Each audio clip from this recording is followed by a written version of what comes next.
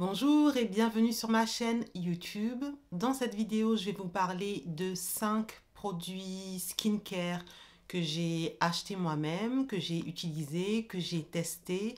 Mais malheureusement, ce sont des produits que je ne rachèterai pas et je vous dis pourquoi dans cette vidéo. Je vais commencer par 2 produits coréens qui sont dans la même catégorie de soins du visage. En commençant par la marque Cosrx. Donc, il s'agit du toner à base de Centella Asiatica. Ce toner, vous ne l'avez pas vu dans mes vidéos parce que je n'ai pas eu le temps de le montrer. J'ai arrêté de le tester avant de pouvoir faire une vidéo soin visage où je l'utilisais. Et c'est un produit qui est censé apaiser la peau ainsi que l'hydrater. Personnellement, je n'ai pas vu ses effets sur ma peau. Je n'ai pas non plus vu d'effets négatifs. Mais pour moi, utiliser ce produit ou de l'eau, c'est la même chose. La seule différence, c'est que celui-ci a une petite odeur. Il ne contient pas de parfum, mais il a une odeur naturelle qui est d'ailleurs agréable. Mais je n'ai pas vu d'effet positif sur ma peau, pas d'effet négatif non plus. Je l'ai utilisé presque jusqu'à la fin, mais à un moment, utiliser un produit pendant plusieurs semaines sans voir aucun résultat, ça n'a plus de sens. Donc du coup, j'ai arrêté de l'utiliser et forcément, je ne le rachèterai pas. Le second produit coréen dans la même catégorie est de la marque Instui et c'est leur toner frais à base de thé vert. Le thé vert, c'est l'ingrédient qui est mis le plus en avant, mais lorsque vous regardez la liste d'ingrédients, vous verrez qu'il contient aussi du Centella Asiatica ainsi que 2 autres ingrédients comme l'allantoïne ou l'hyaluronique acide que l'on retrouve aussi dans le produit précédent, ce qui fait qu'ils ont vraiment une liste d'ingrédients similaire en dehors du thé vert. Celui-ci est censé avoir aussi un effet apaisant sur la peau ainsi que réguler l'excès de sébum. Ce produit, par contre, je l'ai montré dans 1 ou 2 vidéos soins du visage où j'expliquais que c'était un nouveau produit dans ma routine. Donc, je n'avais pas d'avis définitif. Maintenant, je l'ai. Donc, au début, j'aimais beaucoup ce produit. J'ai bien senti le côté apaisant. Il a un côté hydratant, bien que la marque ne parle pas trop de cet aspect. Et il a un côté hydratant sans rendre ma peau plus grasse, plus brillante, ce qui peut arriver pour moi avec des toniques hydratants. Donc j'en étais très contente, je l'ai utilisé pendant 1 semaine, 2 semaines, 3 semaines, 4 semaines, je ne sais pas pendant combien de semaines, mais pas mal de semaines parce que vous pouvez voir que là il reste la fin. Et par contre, après plusieurs semaines d'utilisation, je me suis rendu compte que ma peau était comme congestionnée, comme si j'avais utilisé une crème hydratante trop riche pendant plusieurs jours. C'est ce que fait ma peau si j'utilise une crème hydratante trop riche pendant plusieurs jours.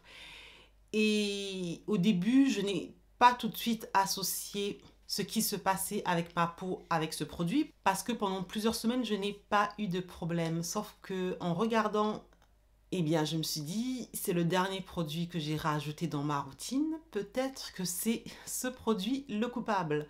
Donc, j'ai arrêté de l'utiliser et après quelques jours, ma peau est revenue à la normale. Je pense que ce qui s'est passé, c'est que ce produit est hydratant. Je l'ai senti tout de suite dès la première application. Mais avec le temps, je me rendais compte que l'effet d'hydratation est cumulatif. Donc, plus vous l'utilisez, plus il hydrate votre peau. Ce qui peut être bien si vous avez une peau qui est vraiment déshydratée, mais ça n'est pas le cas de la mienne qui en plus est grasse. Et lorsque ma peau grasse, suffisamment hydratée et trop hydratée sur du long terme, j'ai tendance à avoir une peau qui congestionne et qui commence à faire des boutons ou des points noirs qu'habituellement je n'ai pas. Donc le côté apaisant finalement a disparu. Donc malheureusement ce n'est pas un produit que je pourrais racheter. Pour moi c'est un produit qui est bien pour ceux qui ont des peaux grasses mais déshydratées ou des peaux normales déshydratées. Donc après tout ça, bien évidemment je ne peux pas le racheter. De même qu'avec le produit Cosrx, il ne contient pas de parfum comme tous les produits que je vous montre aujourd'hui, mais il a une odeur naturelle qui est très agréable. C'est pour ça que c'était d'ailleurs très facile pour moi de l'utiliser, mais ce produit est juste trop par rapport à ce dont ma peau a besoin. Donc vous ne le verrez plus dans mes vidéos. Le troisième produit que je ne rachèterai pas est le gel crème Bioderma pour le corps. C'est un gel crème hydratant qui est censé apaiser avec une sensation rafraîchissante sur la peau. Donc c'est un produit que j'ai acheté l'été dernier parce que je voulais essayer une crème plus légère que les crèmes que j'utilise en hiver. Et pour moi, il n'a pas fonctionné. J'ai bien vu le côté rafraîchissant. J'ai bien vu que la texture était une vraie texture gel-crème. Pour moi, un peu plus gel que crème. Et c'est peut-être de là dont vient le problème parce que les textures gel ne sont pas forcément très hydratantes. Sur le packaging, la marque nous dit que c'est un produit pour les peaux sèches. La peau sur mon corps est sèche et en été, même en situation humide, je trouve qu'il n'est pas suffisamment hydratant. Si vous avez une peau normale, je veux bien imaginer que ça ait une certaine efficacité, mais sur une peau sèche, ça n'est pas suffisant. Je me rappelle avoir eu une abonnée qui m'avait laissé un commentaire me disant qu'elle avait utilisé ce produit pendant un été et il me semble que ce produit lui plaisait. Mais je ne sais pas quel type de peau elle a sur le corps. En tout cas, pour ma peau sèche, ça n'est pas du tout suffisant. Lorsque je l'ai utilisé, parce que je l'ai quand même utilisé un certain temps, je le mélangeais du coup avec une huile. Mais même en faisant ça, je voyais que la crème n'était pas suffisamment hydratante. Donc ce n'est pas un produit que je peux racheter. Le quatrième produit que je ne rachèterai pas est de la marque américaine CeraVe. Il s'agit de leur gel moussant anti-imperfection qui contient 2% d'acide salicylique qui est fait pour les peaux grasses ou pour les peaux mixtes, là où votre peau est plutôt grasse. C'est un produit que je n'ai pas pu utiliser longtemps car je trouve qu'il m'a séché trop la peau. Je ne suis pas du genre à chercher des gels nettoyants hyper hydratants comme certains, je n'en ai pas besoin. Je cherche plutôt des gels qui lavent correctement.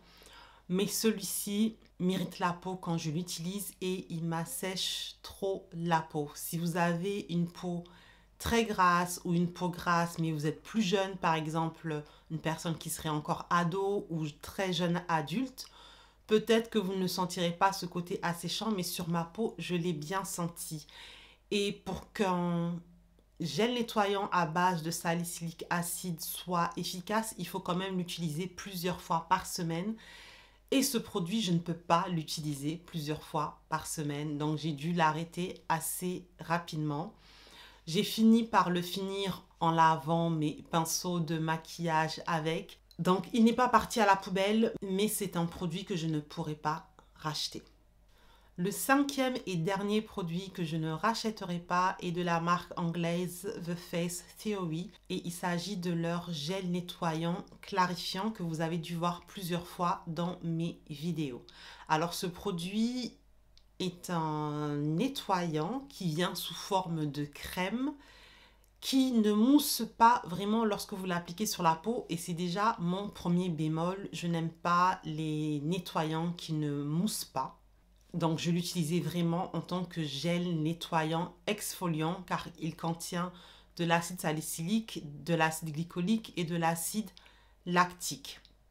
J'ai déjà utilisé un gel nettoyant contenant des ingrédients similaires d'une marque japonaise, mais c'est un produit que je ne peux pas racheter facilement. Du coup, je me suis dit, pourquoi ne pas tester une marque qui est plus facilement accessible? C'est un produit que j'ai utilisé 1 ou 2 fois par semaine. Et à chaque fois que je l'utilisais, sur ma peau, je pouvais sentir que ça piquait un peu, ce qui peut arriver parfois avec des produits exfoliants. Mais malgré tout, lorsque je rinçais le produit, je pouvais certes sentir que ma peau était exfoliée, mais pas tant que ça. Le produit japonais que j'utilisais avant de tester celui-ci ne me piquait pas autant la peau. Il me piquait à peine la peau et pas tout le temps. Et lorsque je rince ce produit, je sens plus ma peau exfoliée et lisse qu'avec celui-ci. Donc si je peux avoir un meilleur résultat en ayant une peau qui ne pique pas ou à peine, forcément celui-ci... Donc en fait, ce produit pour moi n'est pas mauvais, mais si je le compare à mon produit original que j'apprécie beaucoup, il est moins bon. C'est un nettoyant exfoliant qui prend du temps à se finir, d'autant plus que je ne l'utilisais qu'une à 2 fois par semaine. Donc je l'ai utilisé pratiquement jusqu'au bout, mais je suis arrivée à un point où j'étais là, non, il faut juste que je rachète mon produit japonais fétiche car il est juste meilleur. Donc forcément, ce produit, je ne le rachèterai pas non plus. Dites-moi en commentaire si vous avez aussi des produits que vous avez achetés récemment et que vous ne rachèterez pas parce qu'ils ne vous ont pas plu ou pas suffisamment plu.